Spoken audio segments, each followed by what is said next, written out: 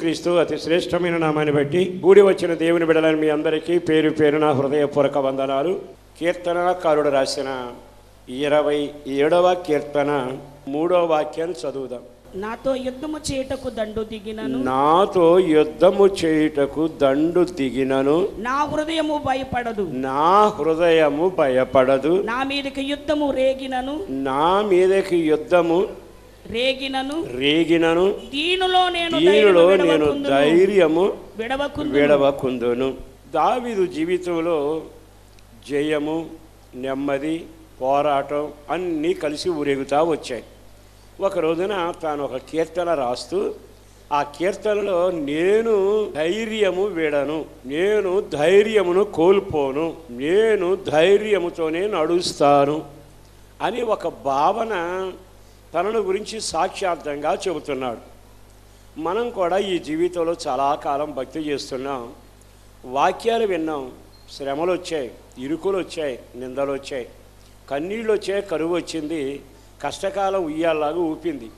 కానీ మన జీవితంలో ధైర్యంగా ఉన్నామా? ధైర్యంగా ఉన్నవాడు ఎప్పుడూ కదిలించబడడు. చాలాసార్లు ధైర్యంగా ఉండండి అని చెప్పడానికి ఇష్టపడతాం, మన దాకా వస్తే ధైర్యాన్ని కోల్పోతాం. కొన్నిసార్లు ధైర్యాన్ని గురించి ప్రసంగాలు చేస్తాం, పాటలు పాడతాం, పాటలు రాస్తాం, కానీ సమయం వచ్చేటప్పటికి మనిషి కృంగిపోయి ధైర్యాన్ని కోల్పోతాడు. మరి ఈ రోజున ఇశ్రాయేలుల చరిత్ర చదివితే వాళ్ళకు వచ్చినన్ని శ్రమలు ఎవరికే రాలేదుగా, యోబుకు వచ్చినన్ని కష్టాలు ఎవరికే రాలేదుగా, దానియేలు స్నేహితులకు వచ్చినంతగా ఇబ్బందులు ఎవరికే రాలేదుగా. మరి ఈ రోజున వాళ్ళ చరిత్ర పుటల్లో నిలిచారు. మనం ఒక్కసారి ఆగి ఆలకిస్తే బైబిల్ బోధిస్తున్న నగ్న సత్యం ఏమిటంటే, నేను ధైర్యముగా ఉంటాను, నేను ధైర్యము విడవకుందును. ఎందుకని అతడు ధైర్యంగా ఉన్నాడు? ఇతడు శూరుడు, పాటలు పాడగలిగిన గాయకుడు, రచయిత, పరిపాలనా దక్షకుడు. అయినా ఇతడు అంటున్నాడు, నాతో యుద్ధం చేయడానికి దండు దిగినను, నేను భయపడాను. ఇక్కడ తన ఆత్మీయ అనుభవాలు మనతో పంచుకుంటూ దండు దిగినను అనే మాట వాడాడు. మనకితో పోరాటానికి ఒక్క మనిషి వస్తేనే మనం తట్టుకోలేం, కానీ దండు దిగితే దాని పరిస్థితి ఎలా ఉంటుంది? ఈ రోజున నేను వినాల్సిన మాట, నేర్చుకోవాల్సిన పాఠం ఏమిటంటే, ఒక్క మనిషితో మనం గెలవలేక వస్తున్నాం. మరి దండు దిగితే, మనతో యుద్ధం చేయడానికి ఎదురుగా నిలబడితే మనం ఏం చేయగలుగుతాము? మరి ఇతడు ఎలా ఉన్నాడు? మీకు కొన్ని విషయాలు చెప్పి కొంచెం ముందుకు వెళతాను. మొదటిగా దండు అనే పదంలో బైబిల్లో చాలా రకాలైన దండులు ఉన్నాయి. అందులో ఒకటి జ్ఞాపకం చేస్తాను. ఇశ్రాయేలీలట ఐగుప్తు చెరలో చాలా కాలం బాధలు అనుభవించి గొర్రెపిల్ల రక్తపు ఆనవాళ్ళ ద్వారా మోషే వారిని విడుదల చేస్తే పరుగులు తీస్తూ వచ్చారు. అమ్మయ్య, చెరబోయింది, కొరడా దెబ్బలు పోయాయి, కష్టాలు పోయాయి, దేవుడు మన మొర్ర విన్నాడు, మనకి విడుదల కలిగిందని సంబరపడుతూ పాటలు పాడుకుంటూ తీరా వస్తే ఎర్ర సముద్రం ఎదురుగా వచ్చింది. ఎర్ర సముద్రం ఎదురుగా వచ్చేటప్పటికీ మళ్ళా హృదయం కృంగిపోయి కేకలు వేయడం మొదలుపెట్టి, దేవుడు దేవుడు అనుకున్నాం, మోషే మాట విన్నాం, మన కర్మ కాలిపోయింది, ఇప్పుడు మనకు సమాధులకు అడ్రస్లు కూడా దొరకదు, స్థలం అసలే లేదు, సముద్రంలో పడి చావడమే అన్నట్టుగా వేదన పడుతూ కృంగిపోతూ భయంకరంగా మాట్లాడటం మొదలుపెట్టారు. మనం కూడా కొన్నిసార్లు ప్రేమగా మాట్లాడతాం, కొన్నిసార్లు ఆప్యాయతను ఒలకబోస్తాం, కొన్నిసార్లు దేవుని వాక్యాన్ని బల్లగుద్ది చెబుతాం, కొన్నిసార్లు ప్రార్థన మానక చేసుకోండి అంటూ మానక మనం చేస్తుంటాం. కానీ మనకే సముద్రం ఎదురొస్తే, మనకే సమస్య వస్తే, మనకే కన్నీళ్ళు వస్తే, మన ఇంటే చావు వస్తే, మన ఇంటే నష్టం వస్తే, మన బతికే చీకడైతే ఇక నెమ్మదిగా మన మాటల సరళ మారుతుంది. మాటల ధోరణి మారాక విపరీతమైన మాటలు, కొన్నిసార్లు ఆయాసకరమైన మాటలు మాట్లాడి ప్రభు హృదయాన్ని గాయపరుస్తూ ఉంటాం. కానీ మన వ్యక్తిగత జీవితంలో జ్ఞాపకం చేసుకోవాల్సింది, ఐగుప్తు చెరలోంచి వచ్చిన ప్రజలు అంతసేపు పాడలవాడి సంబరంగా వాయిద్యాలు వాయించి గంతులు వేసిన వాళ్ళు ఎర్ర సముద్రం దగ్గరకు వచ్చాడు, కంగారు పడిపోయి కృంగిపోయారు. వెంటనే దేవుడు వారిని కనికరించి, మోషే, వాళ్ళని కంగారు పడొద్దని చెప్పండి, కాబట్టి నా మాట విని వెళ్ళు, నీ చేతికర్రను తీసుకుని సముద్రం వైపు చాపు, దాన్ని రెండుగా పాయలు చేయి, ఇశ్రాయేలు నడిచి వెళ్ళిపోతారు అని చెప్పారు. ఈలోపు ఇశ్రాయేలు వెనక్కి తిరిగితే ఐగుప్తు నుంచి రథాలు గుర్రాల మీద వాళ్ళ సైన్యం రానే వచ్చేసింది. ఇక ఇంకా కలవరం ఎక్కువైపోయింది. విడిపోయింది, వదిలిపోయింది అనుకుంటే మొదలైపోయింది అనుకున్నారు. అడుగు ముందుకు వేద్దామంటే, పారిపోదామంటే తలుపులు మొయ్యబడ్డట్టుగా సముద్రం ఏమో అడ్డుగా నిలబడింది. ఆ క్షణంలో వాళ్ళ వణుకు, వాళ్ళ బాధ ఎంత భయంకరమో మనకు తెలుసు. అలాంటి పరిస్థితుల్లో దేవుడు మోషేను పంపితే మోషే వచ్చి నెమ్మదిగా ఈ ఎర్ర సముద్రం వైపు కర్రను చాపాడు. సముద్రం తొలగిపోయింది, నేల ఆరిపోయింది, ప్రజలు ఆ మార్గాన వెళ్ళిపోతా ఉన్నారు. వీరిని పట్టుకొని మరలా ఐగుప్తు దేశానికి తీసుకొని వెళ్ళి మరలా బానిసల్లాగా వీళ్ళతో పని చేయించుకోవాలి, మరలా అడుసు తొక్కించాలి, ఇటుకలు చేపించాలి, ఇళ్ళు కట్టించాలి, వీళ్ళంతా మాకు వెట్టి చాకిరీ చేయాలి అని ఐగుప్తు నుంచి బయలుదేరి వచ్చిన సైన్యం ఆశతో పరుగులు తీస్తూ వచ్చింది. సరిగ్గా ఇదే మన జీవితంలో జరుగుతుంది. మనం ఐగుప్తులో నుంచి ఇశ్రాయేలు బయటపడ్డట్టుగా యేసుక్రీస్తు రక్తం ద్వారా మనం కడగబడి లోకంలో నుండి, పాపంలో నుండి, శాపంలో నుండి, కన్నెడలో నుండి మనం విడిపించబడిన వారమే ఇప్పుడు విడుదల పొందిన విమోచన జనాంగంగా అడుగులు వేస్తూ ఉన్నాం. మన ఆత్మీయ జీవితంలో ఈ అధ్యాయం గొప్ప పాఠం నేర్పుతూ వచ్చింది. వాళ్ళు ఒరుగుతూనే పాయలైపోయిన సముద్రంలో బయలుదేరారు. వాళ్ళేమో రథాల మీద వచ్చారు, అతి వేగంగా వచ్చారు. వీళ్ళని మరలా పట్టుకుంటాం, తీసుకువెళ్తాం, మా పనిలో పెట్టుకుంటాం, వెట్టి చాకిరీ చేస్తాం. రక్షించబడిన నీ కొరకు అపవాది పరుగులు తీస్తూనే ఉంటాడు. తిరిగి మరలా దొంగతనంలో, వ్యభిచారంలో, త్రాగుడులో, లోకాశలో, చీకటిలో, పాపంలో, అపవిత్రతలో నిన్ను ముంచెత్తాలని వాడు పరుగులు తీస్తూనే ఉంటాడు. వదిలించుకొచ్చినా, యేసు రక్తం ద్వారా కడగబడినా నీకు ఇంకా తొందరలు ఉంటానే ఉంటాయి. అవి నిన్ను ఒత్తిడి చేసి మరలా ఆశలు, గతకాలపు ఆశలు ఈడ్చుకొని వెళ్ళి మరలా లోకంలో ముంచాలని అపవాది వలవేస్తుంటాడు. కానీ కంగారు పడవాకండి. ఇశ్రాయేలు అలాగే కంగారుతో వెళుతూ ఉండగా ఆకాశమందున్న దేవుడు దిగి వచ్చాడు. అగ్ని స్తంభంగాను మేఘస్తంభంగా నిలబడి వారి ముందు నడవడం మొదలుపెట్టారు. వీళ్ళు ఆ వెలుగులు అతివేగంగా పరిగెత్తుతున్నారు, కానీ వీళ్ళేమో నడకలో వెళుతున్నారు. ఆ వచ్చే వాళ్ళేమో రథాల మీద వస్తున్నారు. అప్పుడు వీళ్ళు కలవరపడిపోతూ, అయ్యా వాళ్ళు రథాల్లో వస్తున్నారయ్యా, మేము నడకలో వెళుతున్నాం అనగానే ఆయన ఏం చేశాడో తెలుసా?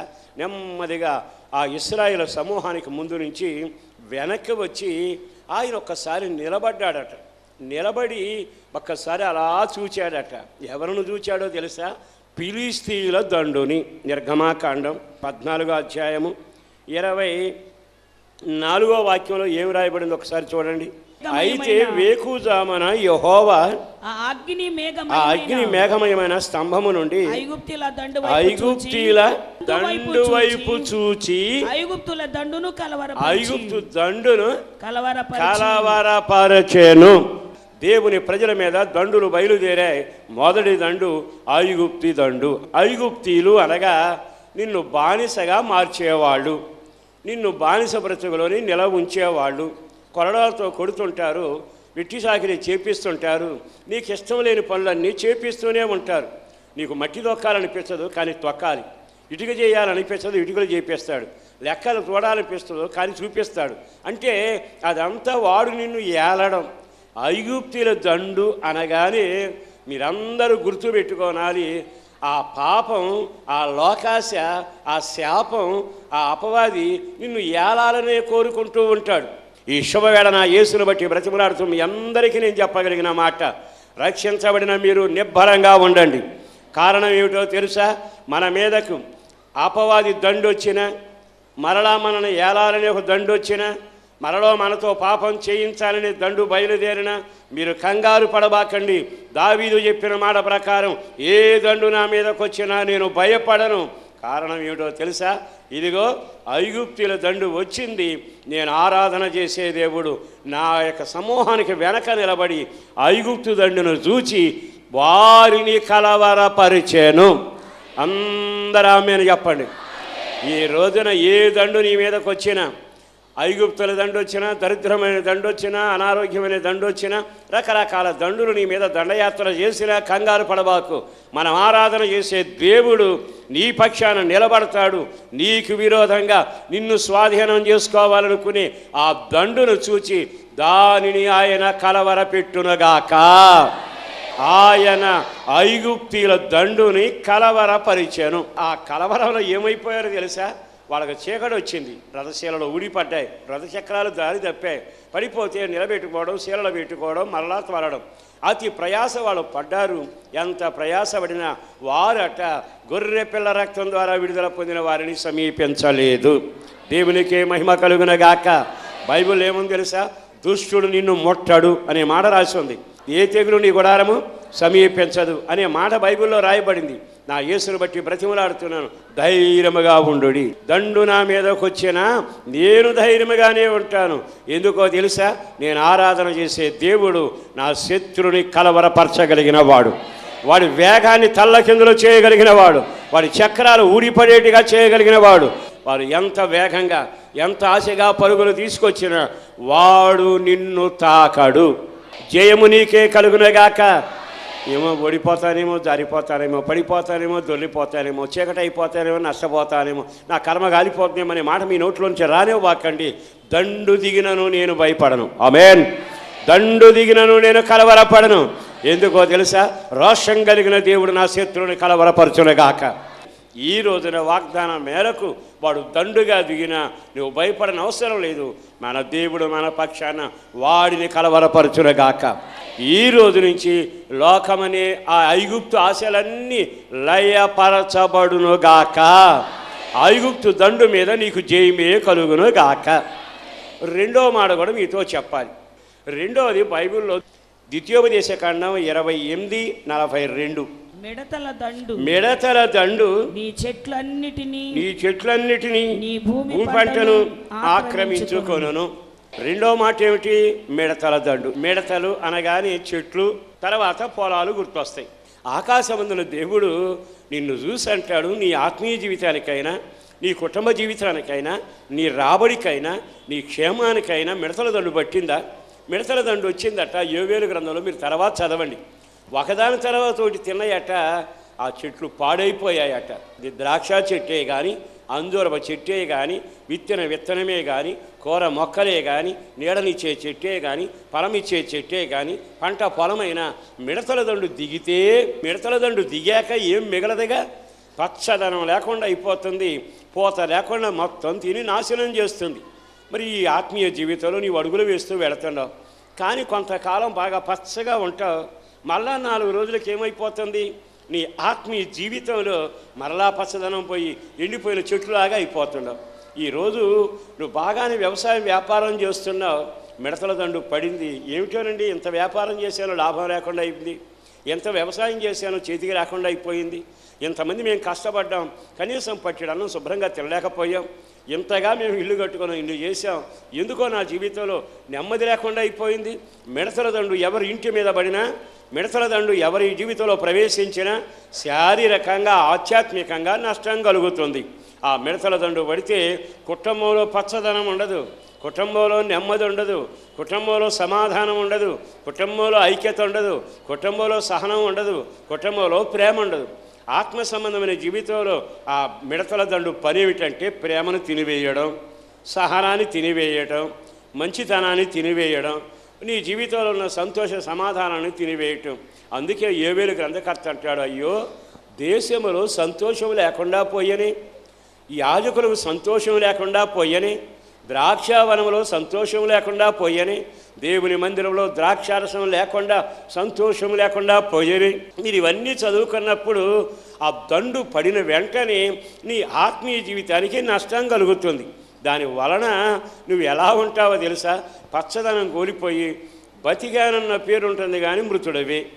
నేను సజీవుడిగా ఉన్నాను అనుకుంటావు, చేతగాని వాడు అవుతుంటావు. నీ జీవితంలో ప్రేమ కాస్తా పోయిందా? అక్కడ నెమ్మది, ఆస్తి, ఆనందం, సంతోషం అంతా పోయిందా? ఇక నీ ఇల్లు నరకానికి గుమ్మంగా ఉంటుంది, చీకటికి నిలయంగా ఉంటుంది, ఎడు చూసిన వేదనకు అదొక స్థావరంగా ఉంటుంది, కన్నీళ్ళ కాపురంగా ఉంటుంది. ఎందుకో నా దేవుడు ఈరోజు నా ప్రత్యేక కోణంలో మాట్లాడుతుండగా, నా దేవుడు ఎవరో తెలుసా?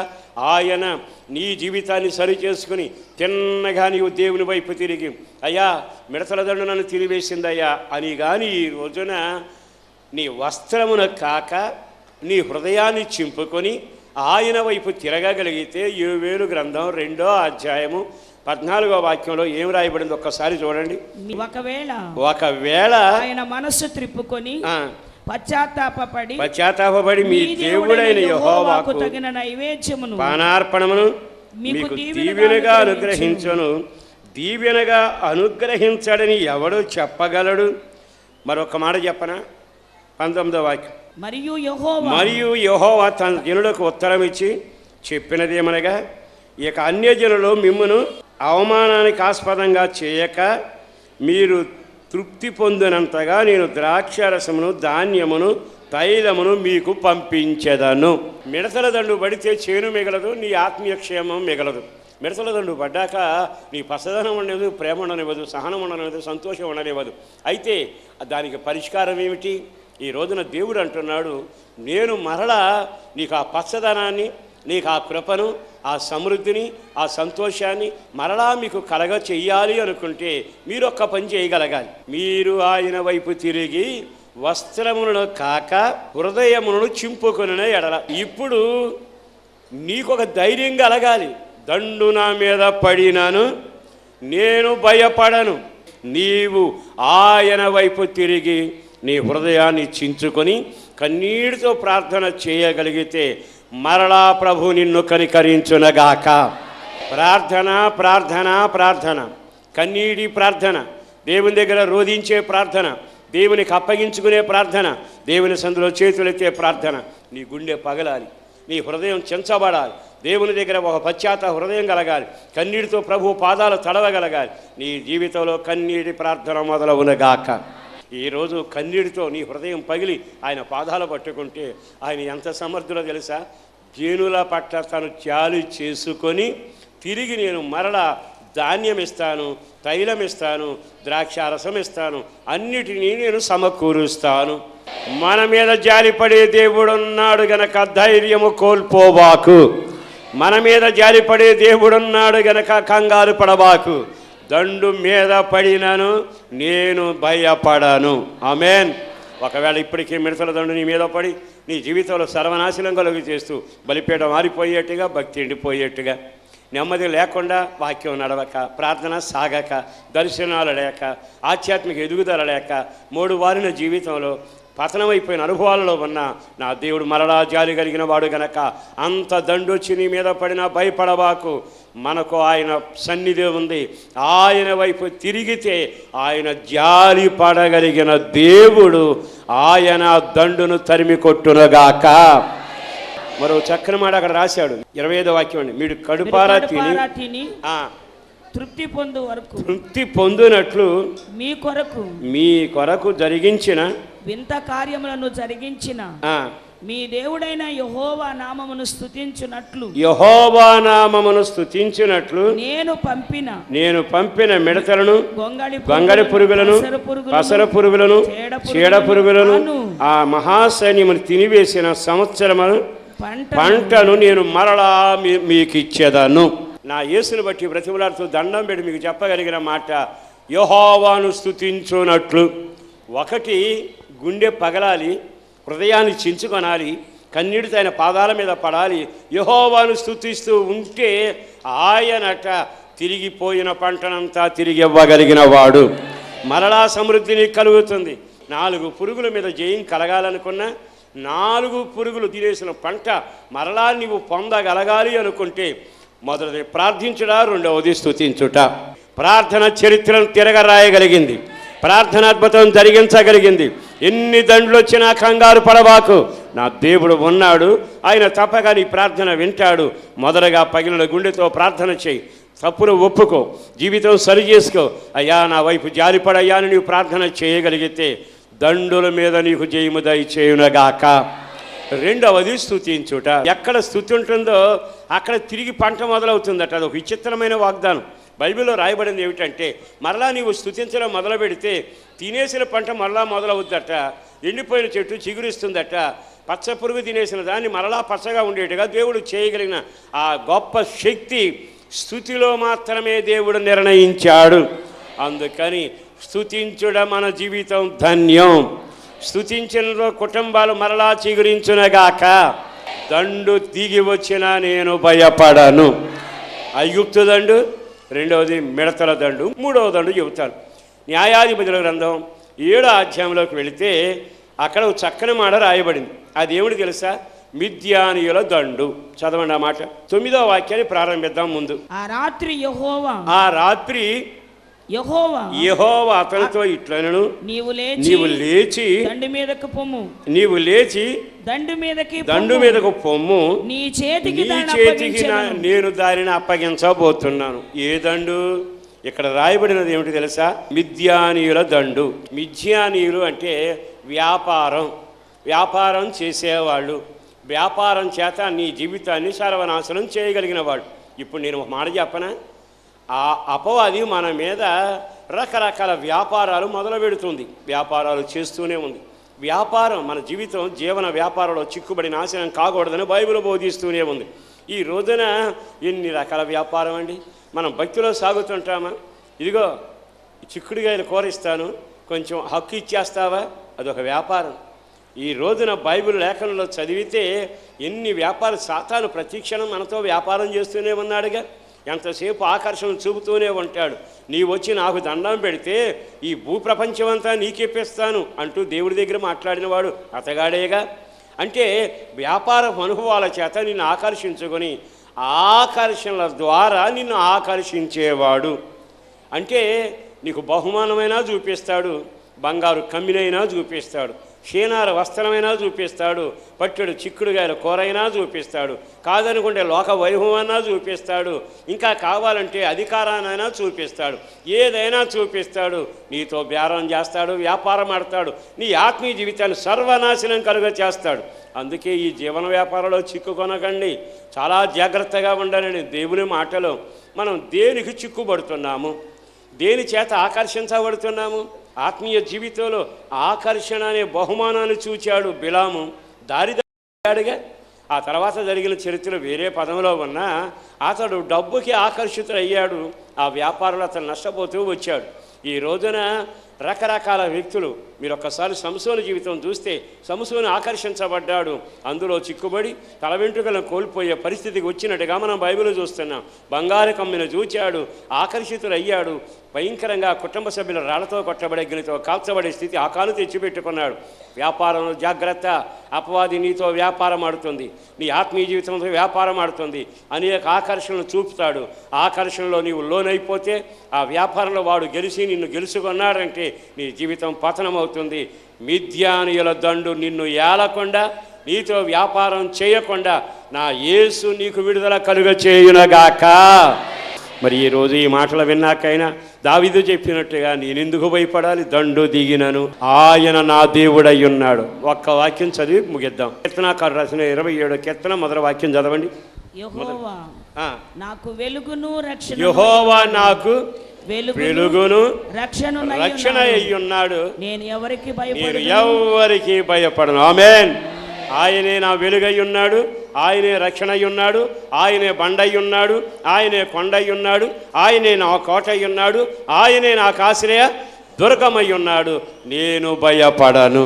దండు దిగినా నేను భయపడను. దావీదు మాటలు ఎంత గొప్పగా ఉన్నాయి. నేను హెబ్రీ దండులో పుట్టినవాడను, రోధించేవాడను, స్తుతించేవాడను, జయగీతం పాడేవాడను, ఆయనే నా వెలుగై ఉన్నాడు గనక నేను ఎలా భయపడవలను? ప్రభు వాగ్దానపూర్వకంగా చెబుతున్నా, ఈ మాటలు మీ గుండెలో స్థిరపరచబడినట్లుగా అన్నిటికంటే నేను భయపడను. దేవుడే నా పక్షాన ఉన్నాడు, ఆయనే నా కోట అయి ఉన్నాడు.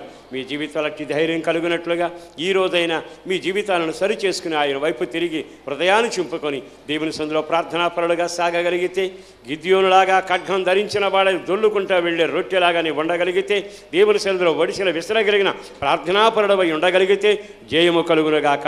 ప్రతి చోట నీకు జయమే కలుగునట్లుగా దేవుడు నిన్ను హెచ్చించబోతుండగా, అయ్యా ఇక మీదట దండును చూసి కలవరపడనయ్యా, నీవేనా అండ, నీపై ఆనుకుంటా, నీ కొరకు పవిత్రమైన జీవితం జీవిస్తా, సున్నతి కలిగిన వ్యక్తిలాగా, ఒక నీతి కలిగిన వ్యక్తిలాగా, ఒక భక్తి కలిగిన వ్యక్తిలాగా, కరగబడిన జీవితం కలిగిన వ్యక్తిలాగా, నీ పోలిక ధరించిన వ్యక్తిలాగా నేను జీవం కలిగిన సైన్యంగా నిలబడతానయ్యా, నన్ను కనికరించన్నవాడు. ఒక చిన్న ప్రార్థన చేసుకుందాం.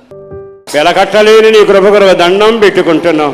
నిజమేగా, ఈ లోకంలో మట్టి గటాలం, కుప్ప కూలేవాళ్ళం, కృంగిపోయే బతుకు కలిగిన వాళ్ళం, బెదిరిపోతున్న వాళ్ళం, కలవరపడుతున్న వాళ్ళం. కానీ కలవరం లేని ఒక ధైర్యంతో కూడా నిలబడే జీవితాన్ని నిన్ను బట్టి మాకు కలిగినందుకు, నీ వెలుగును బట్టి మాకు కలిగినందుకు వందనాలు. నీవు మా కోట అయినందుకు కలిగినందుకు వందనాలు ప్రభువా. నీవే మా ఆశ్రయ దుర్గమైనందుకు వందనాలు. దండు దిగినను నేను భయపడను. నీవు నాకు వెలుగై ఉన్నావు, నా కోట అయి ఉన్నావు, నా కొండ అయి ఉన్నావు, అందుకు వందనాలు. బిడ్డలు నీ మాటలు విన్నారు, అందరినీ ఆశీర్వదించండి. మా ప్రార్థన కోరుకునే వారికి దీవెన కలగాలి. ఈ మాటలు వింటున్న వారందరికీ దీవెన కలగాలి. వారి కుటుంబాలు ఆశీర్వదించబడాలి, వాళ్ళ సంఘాలు దీవించబడాలి, ఆ వ్యక్తులకు దీవెన కలగాలి. ప్రతి వారిపైన నీ చేతులు చాపి ఆశీర్వదించి నీ రాకడ కొరకు సిద్ధపరచండి. నీ రెక్కల నీడలో భాగ్యాన్ని కలుగచేసి దీవెనతో నింపండి. రక్షణ లేని వారికి రక్షణ కలగాలి, ఆత్మ లేని వారికి ఆత్మాభిషేకం కలగాలి, పరిపూర్ణమైన సర్వసత్యంలో నడిపించబడాలి. సంఘాన్ని, కుటుంబాలను వెంబడిస్తున్న వారందరినీ దీవించి నీ రాకడ కొరకు ఆయత్తపరచుమని యేసు పరిశుద్ధ నామమున ప్రార్థించి వేడుచున్నాము తండ్రి, ఆమేన్. మీ ప్రార్థనా వసతుల కొరకు మమ్మలను సంప్రదించవలసిన మా చిరునామా పాస్టర్ దేవదాస్ గారు, వస్తున్నామండి, న్యూజివీడ్ రోడ్డు, హనుమాన్ జంక్షన్, కృష్ణా జిల్లా, ఆంధ్రప్రదేశ్. మా ఫోన్ నెంబర్లు 08656242751, మరి ఒక నెంబర్ 9440772772.